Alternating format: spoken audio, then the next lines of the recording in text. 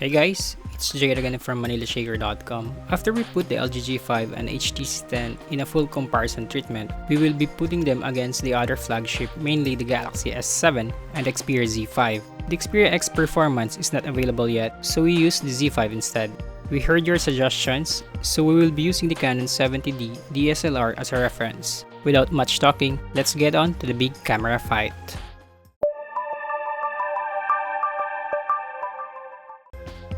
Before we start, all phones have been updated to the latest software version. The Z5 is running on Marshmallow, while HTC 10 with the latest version. We use the main camera of the LG G5, but the wide-angle secondary sensor is really fun to use. The Z5 has the widest angle here, followed by S7 and G5. On the first image with HDR off, the Xperia Z5 showed the closest color reproduction as on the Canon with a close to realistic shot, though a little greenish. Preserved sharpness on HTC 10 is top-notch with deeper contrast level, but I think it is far from the smoother and finer details of what you can see on the other shooters. The S7 has modest sharpness level and color rendering. Meanwhile, the G5 is too warm, albeit high saturation is more noticeable. Next, with HDR off, Z5 is impressive here and showed smoother details and close to the Canon 70D. This is followed by the LG G5, but with a slightly artificial sharpening. The sharpening process on the Galaxy S7 is worse with a jagged detail and far from natural. HTC 10 has really good detail preservation, though you can see some yellow tint. With the HDR off again, LG G5 edges out the 3 with a brighter shot, but the highlights on the sky are overblown. HTC 10 did a good job by keeping the blue color of the sky. Colors on the S7 are a little off and pale if you look at the leaves. Z5 has modest dynamic control here, yet with smooth details but a little greener. Turning on the HDR, the LG G5 really showed crisper details and deeper contrast level, followed by the Xperia Z5. The HDR on HTC 10 is subtle and has more neutral colors. The HTC 10 and S7 has softer details, but the latter has warmer white balance. Next shot with HDR, the Xperia Z5 has the closest color and white balance to the Canon 70D.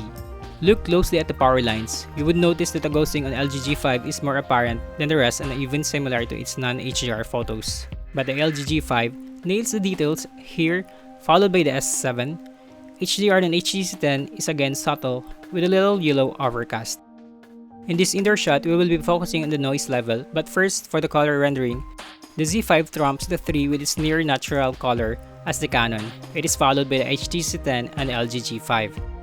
On the other hand, the noise is more apparent and visible on the Xperia Z5 and HTC 10. The S7's large f1.7 aperture really helped in producing well-exposed and least noise among the group.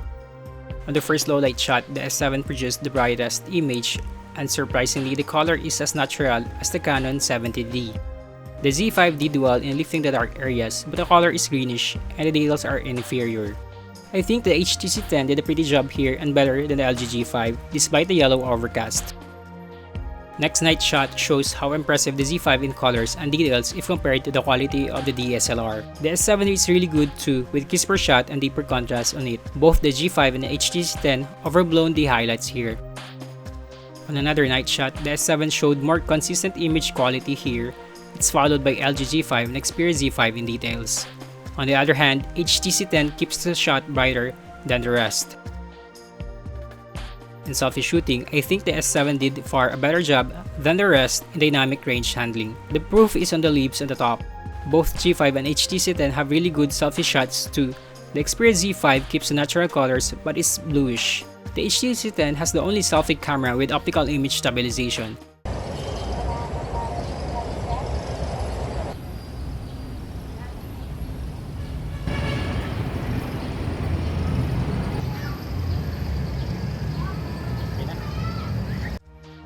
With the main camera, all can shoot up to 4K video with slow motion support. The Z5 beats the rest in stabilization thanks to the technology behind its steady shot feature. You will be the judge for the rest of the video shootout.